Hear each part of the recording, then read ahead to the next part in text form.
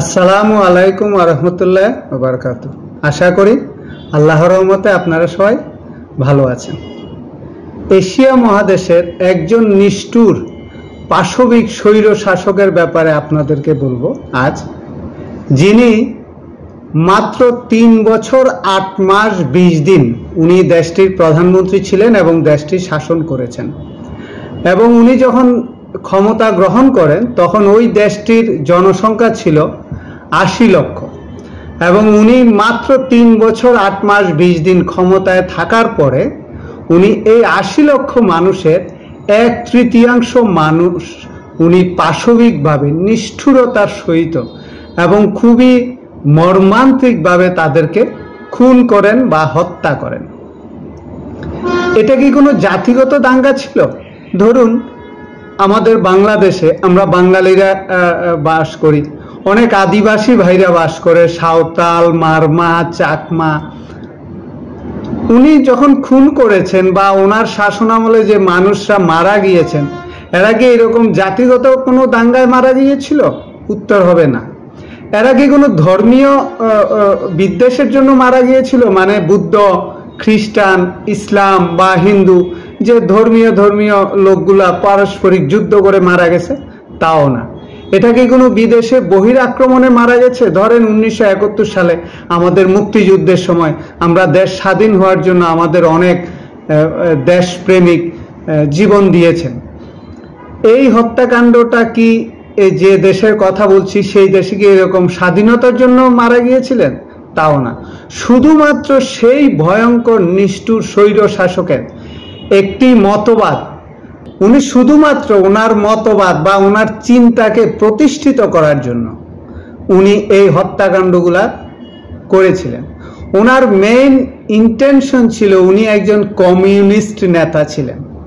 উনি ক্ষমতা দখলের পর সামাজিক যে প্রতিষ্ঠানগুলো ছিল, স্কুল, কলেজ, আদালত বা যে কোনো প্রতিষ্ঠান হোক, উনি সব বন্ধ করে দিয়েছিলেন।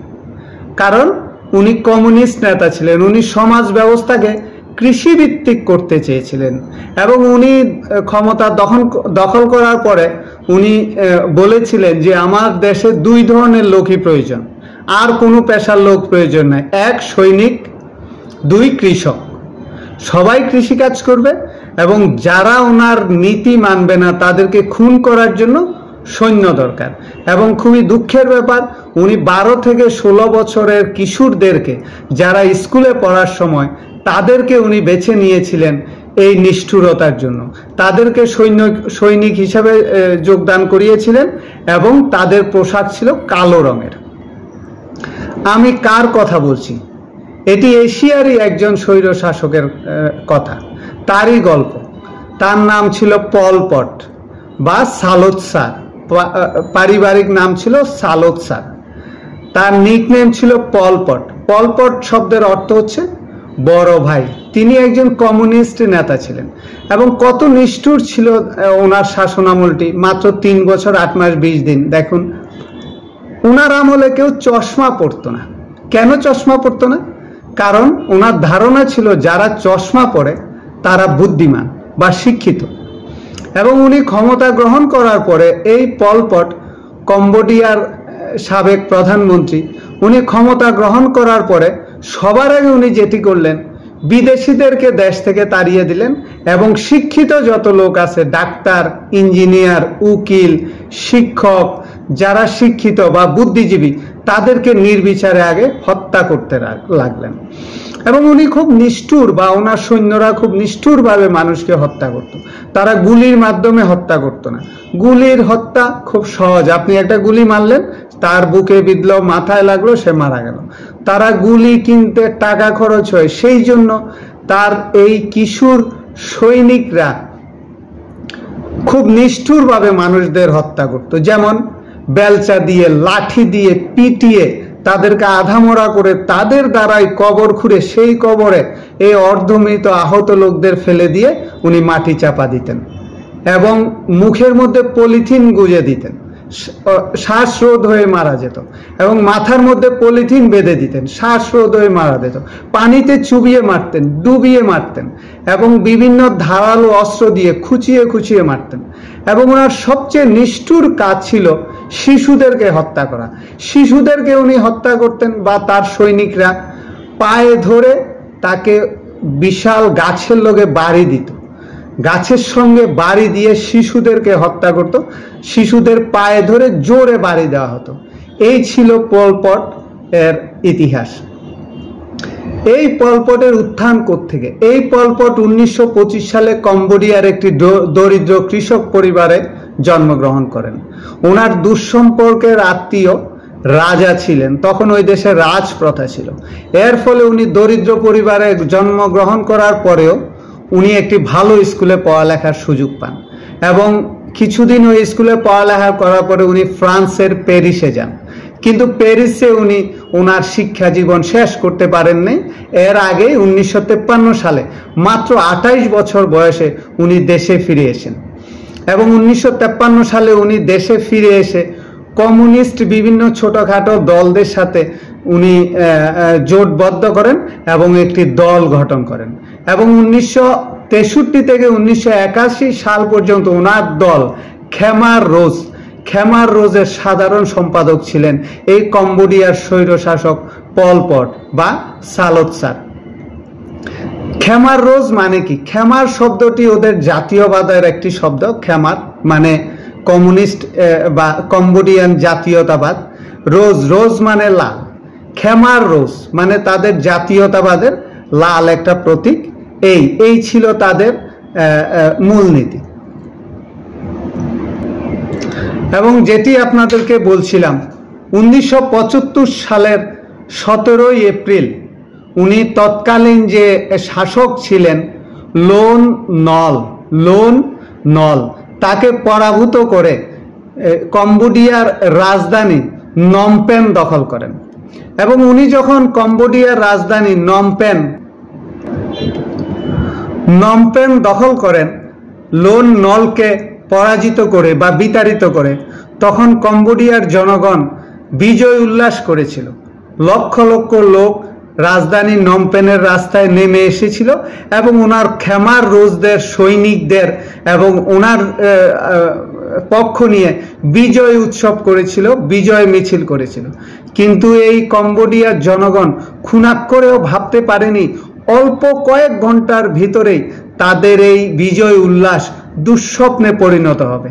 এবং উনি ক্ষমতা গ্রহণ করলেন 1975 সালের 17 এপ্রিল, এবং 1979 সালের 7 জানুয়ারি পর্যন্ত উনি ক্ষমতায় ছিলেন, 3 বছর 8 মাস 20 দিন। এবং উনি ক্ষমতা গ্রহণ করার পরেই শহরগুলো খালি করে ফেললেন, শহরের মানুষকে গ্রামে পাঠিয়ে দিলেন, এবং বাধ্য করলেন সবাইকে গ্রামে যেতে। যারা এর বিরোধিতা করেছিল বা বিভিন্ন মতামত দেওয়ার চেষ্টা করেছিল, তাদের একটাই ছিল তাদের খুন করা বা তাদেরকে মেরে ফেলা, বিকল্প কোনো রাস্তা নেই।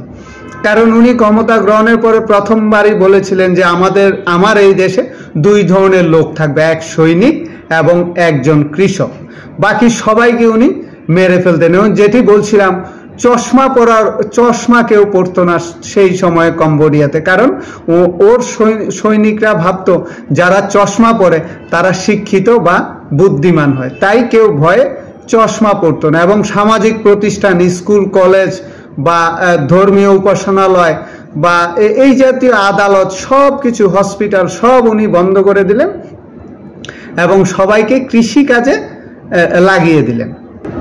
উনি শহর খালি করার পরে শহরে যে গাড়ি ঘোড়া ছিল রাজধানী নমপেন বা অন্যান্য শহরে, সব গাড়িগুলো উনি ধ্বংস করে দিলেন। এবং ওনার শাসনামল শেষ হওয়ার পরে 1979 সালের 7 জানুয়ারি ভিয়েতনামের সৈন্যবাহিনী কম্বোডিয়া আক্রমণ করে এবং ওনাকে বিতাড়িত করেন। এবং এই পল পট এবং তার দলের লোকজন ভিয়েতনামের সেনাবাহিনীর আক্রমণে কম্বোডিয়ার পশ্চিমাঞ্চলের দুর্গম পাহাড়ে ভিয়েতনামের সৈন্য দ্বারা আক্রান্ত হয়ে উনি পালিয়ে যায়। পালানোর পরে ওনার দেশে যে গণকবর পাওয়া গেছে তার সংখ্যা প্রায় 20,000-এর উপরে গণকবর পাওয়া গিয়েছে। স্কুল কলেজগুলোকে উনি জেলখানা বা টর্চার সেল উনি বানিয়েছিলেন, এবং ওনার সৈন্যরা কাউকে মারার আগে বলতেন যে তোমাকে বাঁচিয়ে রেখে আমার লাভ নেই, আর তোমাকে মেরে ফেললে আমার কোনো ক্ষতি নেই। সো ওরা নির্বিচারে নিষ্ঠুরভাবে দেশের 1/3 জনগণকে খুন করেছিলেন, এবং এই পল পটের শেষ পরিণতিটি হয়েছিল খুবই ভয়ঙ্কর।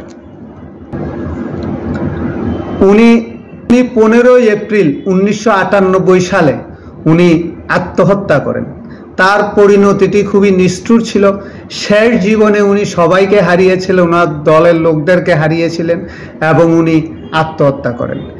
এই পল পট ছিলেন পৃথিবীর ইতিহাসে সবচেয়ে নিষ্ঠুর একজন স্বৈর শাসক, যিনি কোনো জাতিগত দাঙ্গা নয়, যিনি কোনো ধর্মীয় দাঙ্গা নয়, যিনি কোনো বহির্বিশ্বে বা পাশের দেশের আক্রমণে নয়, উনি নিজেই নিজের মতবাদ কমিউনিস্ট বা সমাজ ব্যবস্থাকে কৃষি নির্ভর করার পরিকল্পনায় উনি এর মতবাদের বিরুদ্ধে যারা ছিলেন তাদেরকে উনি নিষ্ঠুরভাবে উনি হত্যা করতেন, এবং হত্যা করেছেন প্রায় দেশের 1/3, প্রায় 25 লক্ষ লোকের উপরে উনি খুন করেছেন। এখনো কম্বোডিয়ায় গেলে, যারা কম্বোডিয়া ভ্রমণ করেছেন, যদিও আমি কখনো করিনি, আমি ইউটিউব বা বিভিন্ন উইকিপিডিয়াতে পড়ে আমি জিনিসগুলা জেনেছি। এখনো কম্বোডিয়াতে কিছু জাদুঘর আছে যেখানে সেই মৃত মানুষের গণকবরের মানুষের কঙ্কাল, মাথার খুলি সেখানে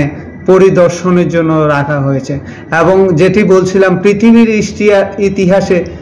পৃথিবীর ইতিহাসে সবচেয়ে নিষ্ঠুর এবং ভয়ঙ্কর স্বৈর শাসক ছিলেন এই কম্বোডিয়ার প্রধানমন্ত্রী পল পট। আজ এ পর্যন্তই, ধন্যবাদ।